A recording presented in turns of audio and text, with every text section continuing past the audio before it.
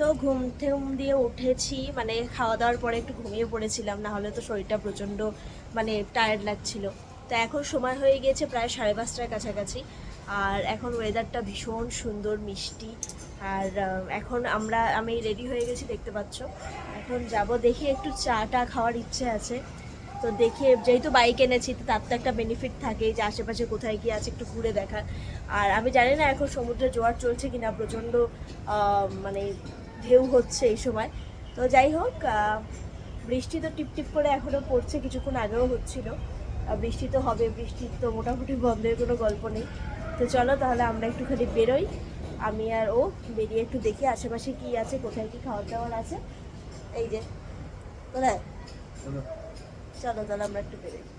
তো আমাদের রিসর্টের একদমই পাশে ছিল এই মার্কেটটা, মন্দারমণির যে মন্দিরটা তোমাদের দেখালাম, মন্দিরের সাথে ওই ছোট্ট একটা মার্কেট, যেখানে অনেক কিছুর দোকান আছে, ড্রাই ফ্রুটস, তারপরে বিভিন্ন মাটির না, মূর্তি, ঠাকুরের যেমন ডেকোরেটিভ মূর্তি, তারপরে খাওয়ার দোকান প্রচুর। তো সবার প্রথমে গিয়ে ফুচকা তো দেখলে আর এড়িয়ে যাওয়া যায় না, সে নিজের এলাকায় হোক আর অন্য কোথাও।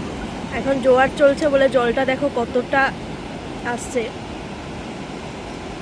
এখানে দেখো তোমরা, এখানে পেয়ারা মাখা, চা, পাপড়ি চাট, তারপরে ওই যে tornado potato chips, baby corn, phuchka, সব কিছুই পেয়ে যাবে এদিকটাতে। ভালোই মার্কেট আছে ওখানটাতে, চাউমিন, এগরোল ওই দোকানটাতে এগুলো পেয়ে যাবে। এছাড়াও রাস্তায় আসার পথে প্রচুর হোটেলস পড়বে নর্মাল। সমুদ্র দেখতে দেখতে আমরা চলে এসেছিলাম একটু পিছন দিকে এই চায়ের দোকানটা দিয়ে চা খেতে। সন্ধে হয়েছে, সমুদ্র, ঠান্ডা ঠান্ডা বৃষ্টি বৃষ্টি ওয়েদার, আর তার সাথে চা। আর চাটা বানানো হচ্ছিল এরকম, এটা তামা না পিতল আমি ঠিক বুঝলাম না, পিতলেরই হতে পারে, পিতলেরই একটা এরকম বড় সসপ্যানে। যেমন চায়ের প্রিপারেশন তেমনি চায়ের টেস্ট তেমনি সব কিছু, মানে চাটা কেমন তার পুরো ডেসক্রিপশন আমি নেক্সটে দিয়েছি, তোমরা শুনো। আমরা যে দোকানটা দিয়ে চাটা খেলাম একদম প্রপার শুধু দুধে, মানে কোনো জল মেশানো নেই, আমি বানানোটা কিছুটা দেখলাম, এত সুন্দর স্বাদ, এত সুন্দর চায়ের চা মিষ্টি, সমস্ত যে লবঙ্গ বলছি, মশলাগুলো যে ব্যবহার করা হয়েছে তার এত সুন্দর ব্যালেন্স, মানে এত সুন্দর চা আমি নিজে তো কোনোদিন বানাতে পারবোই না, আর আমি খাইও নি। ভীষণ ভালো খেতে। তোমরা যদি এখানে কখনো আসো এই দিকটাতে, যদি তোমাদের স্টে হয় তাহলে ডেফিনেটলি একবার চাটা ট্রাই করো। আমি তো আজকে এসেছি, আমি কালকেও আসবো, এত সুন্দর খেতে।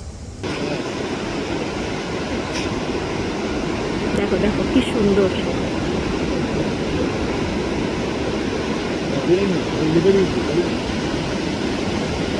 তো এই যে আমরা ঘুরে টুরে সুন্দর করে তারপরে আবার চলে আসলাম আমাদের হোটেলে। আর এখন রাত হয়ে গেছে, রাত হয়ে যাওয়া মানে হোটেল রিসর্টগুলোর একটা আলাদাই যেন রূপ খোলে।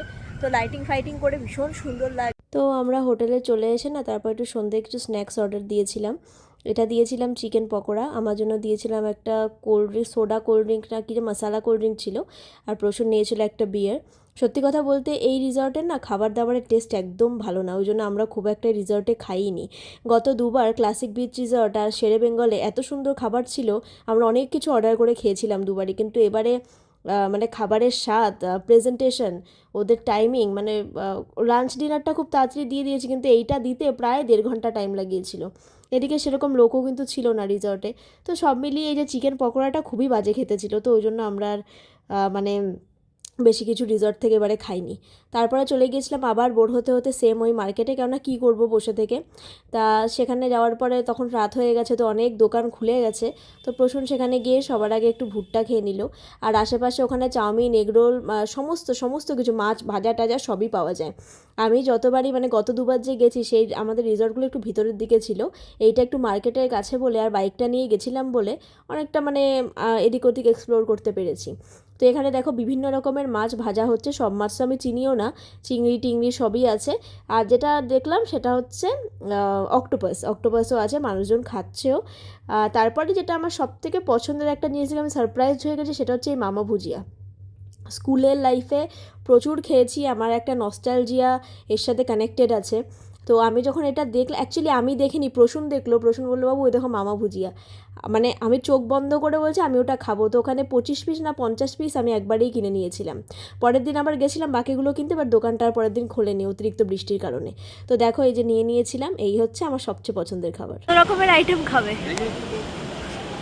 আমি আমার পছন্দের জিনিস পেয়ে গেছি, মামা ভুজিয়া। কি জিজ্ঞাসা করছে? তো আলু কাবলি খাচ্ছ না পাপড়ি চাট খাচ্ছ? দেখো মন্দারমণিতে যেহেতু আশেপাশে ঘোরার তেমন জায়গা নেই, তাই জন্য ওই খাওয়াটাকেই না মানে সঙ্গী করে নিতে হয়। ওই জন্য প্রসূন আবার এখান থেকে নিয়ে নিয়েছিল পাপড়ি চাট, আর পাপড়ি চাটটা ভীষণ ভালো বানিয়েছিল, খুব ভালো লেগেছিলো। ফুচকাটাও ভীষণ ভালো ছিল, মানে ফুচকার আলুটা খুব মানে বাদাম টাদাম দিয়ে সুন্দর করে মাখানো হয়েছিল, খুব ভালো ছিল। তো তারপরে আমরা আরও কিছুক্ষণ সময় কাটিয়ে চলে এসেছিলাম রিসর্টে। তো এখন টাইম হয়ে গেছে রাত 11টা, আর রাতের ডিনার চলে এসছে 10টা বাজে, তখন 10টারও 5-10 মিনিট আগে। ও খেয়ে নিয়েছে, ওর খাওয়া হয়ে গেছে, ওর চিত হয়ে গেছে। আর আমি এখন খাবো। আজকে রাতে একদম সিম্পল অর্ডার দিয়েছি, ভাত ডাল আর আলুর চোখা। চোখা তো না, ওটা ওটা আলু পেঁয়াজ লঙ্কা দিয়ে মাখা আর কি, ভাজা পেঁয়াজ দিয়ে। চোখা জিনিসটা আলাদা হয়। যাই হোক, তো এইটাই আজকে রাতে খাবো, খেয়ে আজকে ঘুমোবো। এই ছিল আজকে ব্লগ। দেখা হচ্ছে আবার নেক্সট পার্টের নেক্সট ব্লগে। তো চলো, টাটা, গুড নাইট, খেয়ে নিই, গুড নাইট, বাই। এই ছিল রাতে সিম্পল ডিনার, ডাল আলুর চোখা আর ভাত। যেহেতু আগেই বললাম যে টেস্ট আমার খাবারে কিছু ভালো লাগেনি বলে আমি নতুন করে কিছু অর্ডারও দিইনি।